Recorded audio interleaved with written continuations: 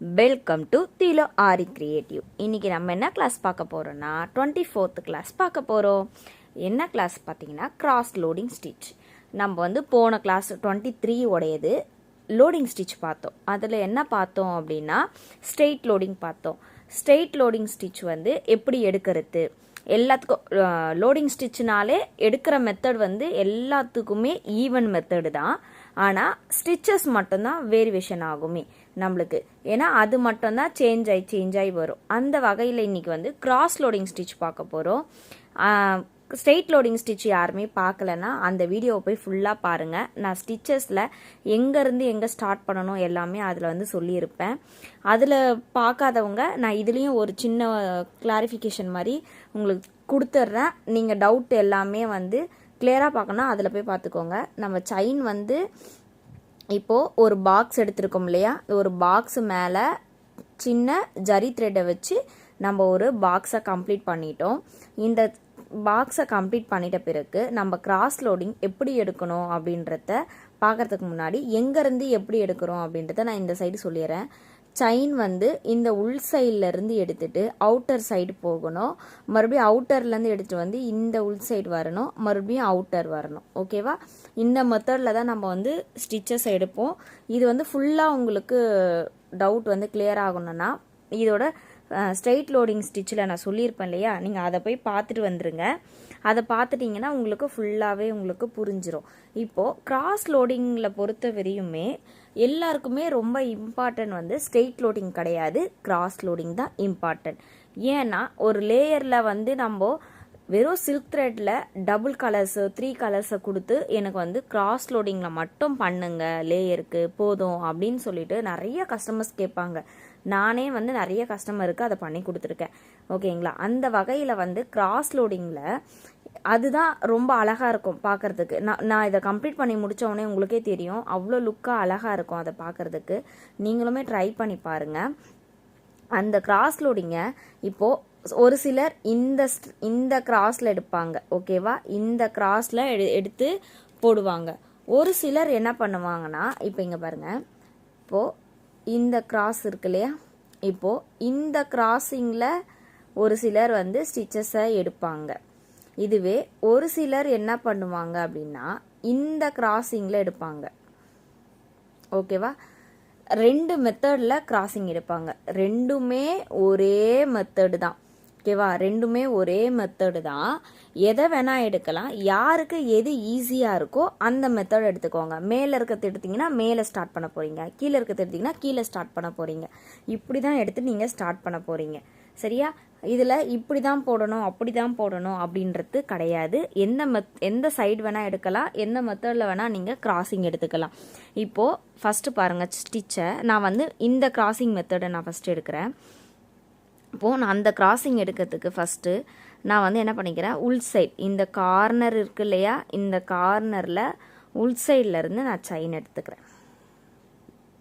இங்கே வருங்க, எடுத்துட்டு அவுட் சைடில் என்ன பண்ணிக்கிறேன், ஒரு செயின் ஸ்டிச்சை நான் போட்டுக்கிட்டேன். மறுபடியும் இந்த சைடு உள் சைடு இருக்கு இல்லையா, இந்த இடத்துல ஒரு ஸ்டிச்சு.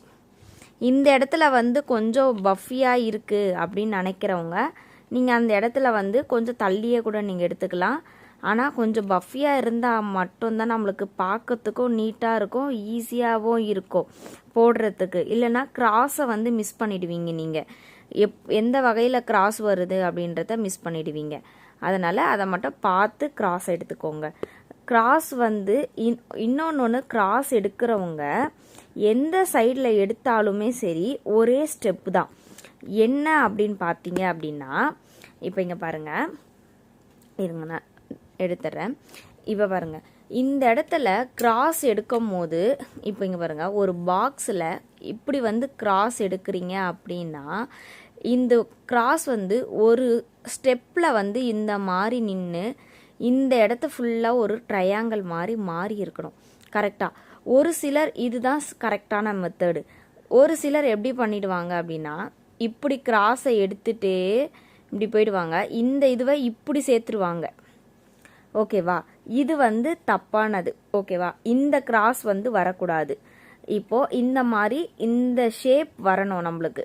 ஓகேவா? இந்த மாதிரி ஷேப் வந்தால் மட்டும்தான் நம்மளுக்கு ட்ரையாங்கிள். இது வந்து பார்க்கறதுக்கு எப்படி இருக்குது, இப்படி இருக்குது கரெக்டாக, இந்த மெத்தடில் வருது. அந்த மாதிரி வரக்கூடாது. இந்த மாதிரி கிராஸ் வந்து கரெக்டாக இந்த ஈவன் ஷேப்பில் இருக்கணும். இப்படி வந்தால் மட்டும்தான் நம்ம கிராஸ் வந்து எடுக்கிறது கரெக்டானது அப்படின்னு அர்த்தம். சரியா? நீங்கள் எல்லாருமே அதை செக் பண்ணி அதை பார்த்துக்கோங்க. இப்போ பாருங்க, நான் கண்டினியூ பண்ணுறேன். அதே மாதிரி நீங்கள் என்ன பண்ணுங்கள், அந்த உள்ள வெளியே அந்த மெத்தடில் அந்த செயின் மேலேயே அழகாக கொண்டு வந்துடுங்க.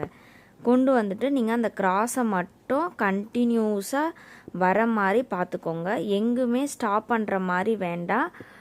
உங்களுக்கு எப்படி வந்து போட்டால் ஈஸியாக கிராஸ் வருமோ அந்த சைட்லேருந்து நீங்கள் எடுத்துக்கோங்க. ஓகேவா? இங்கே பாருங்கள், இதே மாதிரி மெத்தடில் நீங்கள் பொறுமையாக எப்போவுமே ஸ்ட்ரெயிட்டை வந்து நம்ம எப்படி தான் எடுத்துகிட்டு வந்தாலுமே நம்மளுக்கு என்ன ஆகிடும், ஸ்ட்ரெயிட் வந்து கரெக்டாக கிடச்சிரும். ஆனால் ஒரு கிராஸுன்றது நம்மளுக்கு கரெக்டாக கிடைக்காது. கரெக்டாக நம்ம தான் அதை என்ன பண்ணணும், உருவாக்குற மாதிரி இருக்கும். ஓகேவா? ஸ்ட்ரெயிட்டுன்றது நம்ம ஒரு நீடில் இப்படி வேணாலும் கொண்டு வந்து ஸ்ட்ரெயிட் பண்ணிக்கலாம். கிராஸுன்றது நம்ம தான் பண்ணுறது. அதனால் கிராஸ் லோடிங்கை மட்டும் கொஞ்சம் பார்த்து போடுங்க. ஆனால் ஸ்ட்ரெயிட் லோடிங்களோட கிராஸ் லோடிங் தான் அழகாக இருக்கும். பாருங்கள், நான் சொன்னேன் இல்லையா, அந்த கார்னர் வரும்போது கரெக்டாக நம்மளுக்கு அந்த ஷேப்பில் இருக்கணும். இருந்தால் தான் அது கரெக்டான மெத்தடில் நம்ம கிராஸை வருது அப்படின்னு அர்த்தம். இல்லைனா உங்களுக்கு அந்த இடம் சேஞ்ச் ஆயிடுச்சுனாலே உங்களுக்கு பாதி இதில் வந்து ஸ்ட்ரெயிட்டிங் வந்துடும். லைட்டாக தான் உங்களுக்கு கிராஸிங் தெரியும். இப்போ நான் உங்களுக்கு என்னோடய ஸ்டிச்சஸை பார்க்கும் போதே தெரியும், ஓரளவுக்கு நம்மளுக்கு நான் சொன்ன மாதிரி ட்ரையாங்கிள் வந்து ஓரளவுக்கு வந்திருக்கும் பாதிலேயே. இதுவே நம்ம இன்னும் அந்த கார்னர் ஃபுல்லாக கம்ப்ளீட் பண்ணிட்ட பிறகு பாருங்கள்,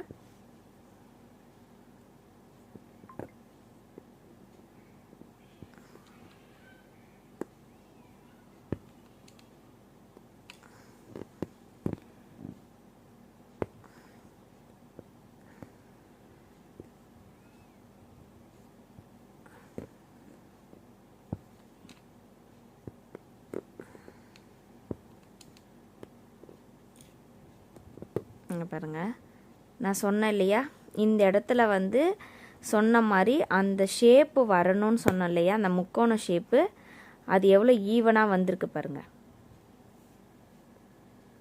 இப்போ பாருங்கள், கரெக்டாக அந்த கார்னரில் கொண்டு வந்து இந்த எட்ஜ் இருக்கு இல்லையா, இதில் ஸ்டிச்சை எடுத்துட்டு நீங்கள் அவுட்டர் கொண்டு போகும்போது தான் உங்களுக்கு அந்த ஸ்டிச்சே வந்து ஓவரால் கம்ப்ளீட் ஆகும். ஓகேவா? இப்போ பார்த்துக்கோங்க பாருங்கள்.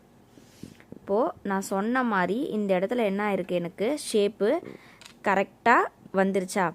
இப்போ இங்கே பாருங்கள், இந்த மாதிரி தான் இந்த ஷேப்பில் வந்து கரெக்டாக வரணும். உங்களுக்கு இந்த மாதிரி ஷேப்பில் வரக்கூடாது. இதை மட்டும் எல்லாருமே கேர்ஃபுல்லாக யூஸ் பண்ணிக்கோங்க.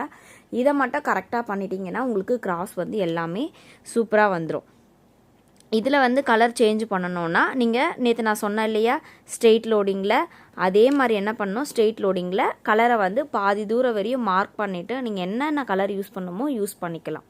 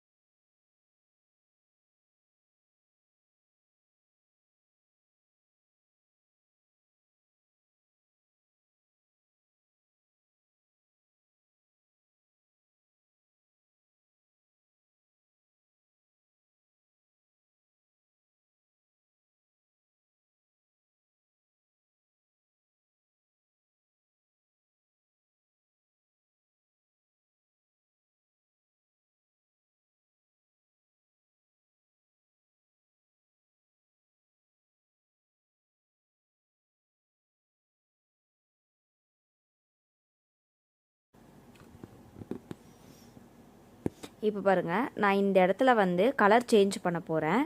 நான் இங்கே வந்து கலர் சேஞ்ச் பண்ணுறனால நான் அடுத்த கலர் எடுக்க போகிறேன்.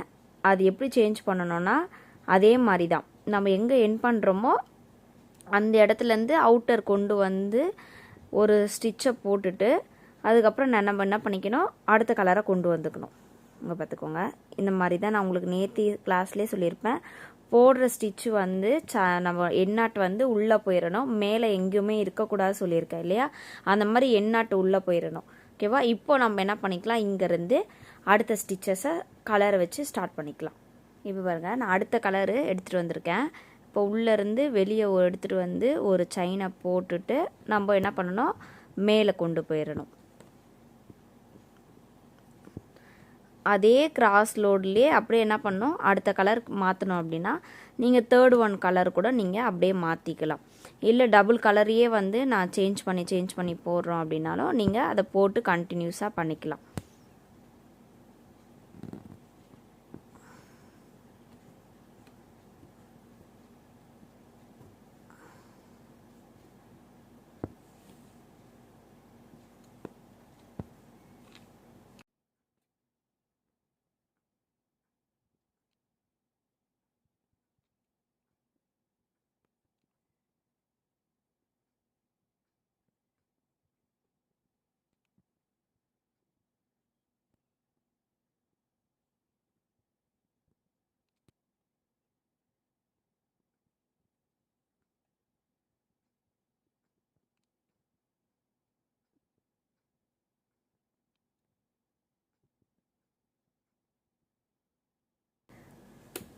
இப்போ பாருங்கள், நான் அடுத்த கலர் வந்து சேஞ்ச் பண்ணிட்டேன். அடுத்த கலர் வந்து நான் கொண்டு வரேன். இந்த மாதிரி நீங்கள் கலர் சேஞ்ச் பண்ணுறவங்க நீங்கள் பாயிண்ட்டு வச்சு பிரிச்சுக்கோங்க. கலர் வந்து ஒரு இடத்துல அதிகமாகவும் ஒரு இடத்துல கம்மியாகவும் போடாத மாதிரி நீங்கள் பாயிண்ட்டை வச்சு அதை மார்க் பண்ணிக்கோங்க. ஓகேவா? மார்க் பண்ணிவிட்டு அதுக்கப்புறமா நீங்கள் வந்து இந்த மாதிரி கலர்ஸை நீங்கள் சேஞ்ச் பண்ணி கொண்டு வரலாம். ஏன்னா ஒரு இடத்துல ஒரு கலர் அதிகமாகவும் அடுத்த இடத்துல அடுத்த கலர் அதிகமாகவும் இருக்கக்கூடாது இல்லையா, அதனால்.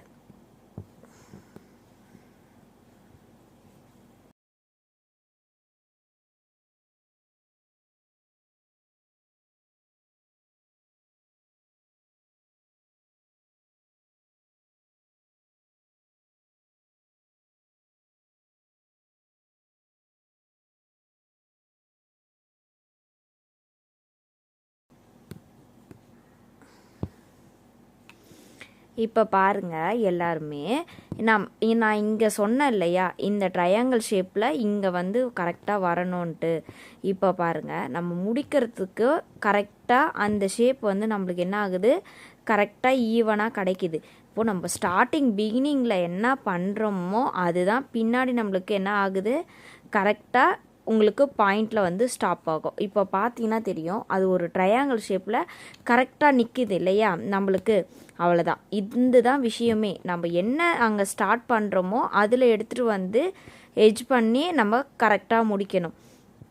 இதெல்லாம் ஒரு சின்ன சின்ன விஷயத்தெல்லாம் நம்ம கரெக்டாக கற்றுக்கிட்டோன்னா ரெண்டாவது அதை கற்றுக்கணும் அப்படின்றது வராது. ஒரே டைமில் நம்ம என்ன பண்ணிவிடுவோம், கரெக்டாக அதை ஃபினிஷிங் பண்ணி முடிச்சிட்டோன்னா ஈஸியாக ஆகிடும். பரவாயில்ல, நம்ம வந்து ஒரே டைமில் கற்றுக்கிட்டோம் அப்படின்ற மாதிரி இருக்கணும். அது ஸ்டார்டிங்கே நம்ம அதை செக் பண்ணிட்டோம் அப்படின்னா ஓகே.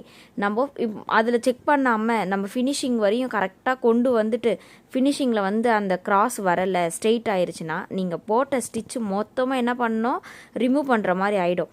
அதனால தான் உங்களுக்கு வந்து ஸ்டார்டிங் வந்து இதை செக் பண்ணிக்கோங்க. இதை செக் பண்ணிக்கிட்டீங்க அப்படின்னா உங்களுக்கு ஈஸியாகிடும். நம்ம ஸ்டார்டிங்கே கரெக்ஷன் பண்ணிக்கலாம். அதனால தான் முன்னாடியே நம்ம ஒரு விஷயத்தை பண்ணுறோம் அப்படின்னாலே முன்னாடியே என்ன பண்ணிக்கணும், அதை பார்த்து கரெக்ஷன் பண்ணி இது பண்ணிக்கணும். பின்னாடி வந்துட்டு ஐயோ தப்பு பண்ணிட்டோம், இதை என்ன பண்ணுறது, சேஞ்ச் பண்ண முடியுமா, இல்லை நம்ம டைம் வேஸ்ட்டு அப்படின்னு சொல்லிவிட்டு நீங்கள் அதை ரிமூவ் பண்ணாமல் அதை கேர்ஃபுல்லாக நீங்கள் வந்து யூஸ் பண்ணிக்கலாம். ஓகேவா? அவ்வளோதான்.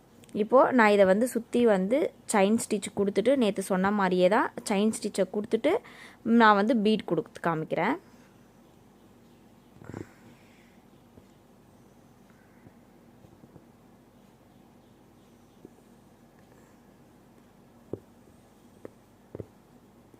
கரெக்டாக நான் சொன்ன மாதிரி அந்த ஹோல்ஸை நீங்கள் வந்து டார்கெட் பண்ணணும். அதே சமயம் லைன் வந்து கரெக்டாக இருக்கணும் நம்மளுக்கு ஷேப்பிங். அந்த ஷேப்பிங்கும் நம்மளுக்கு வந்து சேஞ்ச் ஆகிடக்கூடாது. சரியா? அந்த அளவுக்கு நீங்கள் செயின் ஸ்டிச்சை கரெக்டாக கொண்டு வரணும்.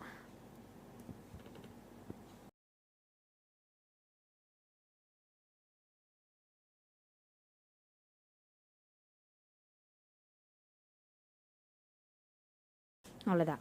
இப்போது நம்ம செயின் சுற்றி கொடுத்தாச்சு. இப்போ நான் இதுக்கு மேலே சுகர் பீட் ஆட் பண்ணி காமிக்கிறேன்.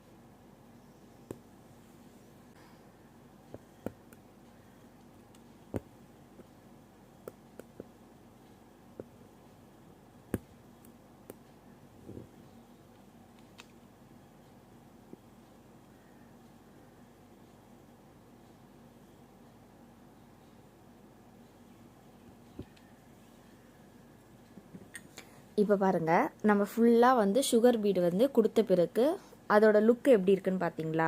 நம்ம போட்டிருக்க அந்த லாக் எல்லாமே எப்படி இருக்குது, ஈவனாக வந்திருக்கு இல்லையா? இது வந்து பேசிக் மெத்தடு. இந்த cross loading stitch, straight loading stitch, இது எல்லாமே எது மேலே போடணும் அப்படின்னா பைப்பிங் த்ரெட்டுன்னு சொல்லிட்டு ஒன்று இருக்கும், அது மேலே தான் அப்லோட் பண்ணி பார்க்கணும். இதை நம்ம கற்றுக்கிற பேசிக்கு, அதை வந்து எப்படி போட்டு நம்ம அதை போடணும் அப்படின்றத நான் உங்களுக்கு வர கிளாஸில் எல்லாமே சொல்லிக் கொடுப்பேன். ரெகுலராக கிளாஸை பார்த்துட்டே இருங்க. என் சேனலை சப்ஸ்கிரைப் பண்ணலன்னா சப்ஸ்கிரைப் பண்ணி வச்சுக்கோங்க. பெல் ஐக்கானே கிளிக் பண்ணிக்கோங்க. ஏன்னா அப்பப்போ வர வீடியோஸை நீங்கள் அப்பப்போ நோட் பண்ணி பார்த்து நீங்கள் போட ஆரம்பிச்சுக்கலாம் இல்லையா?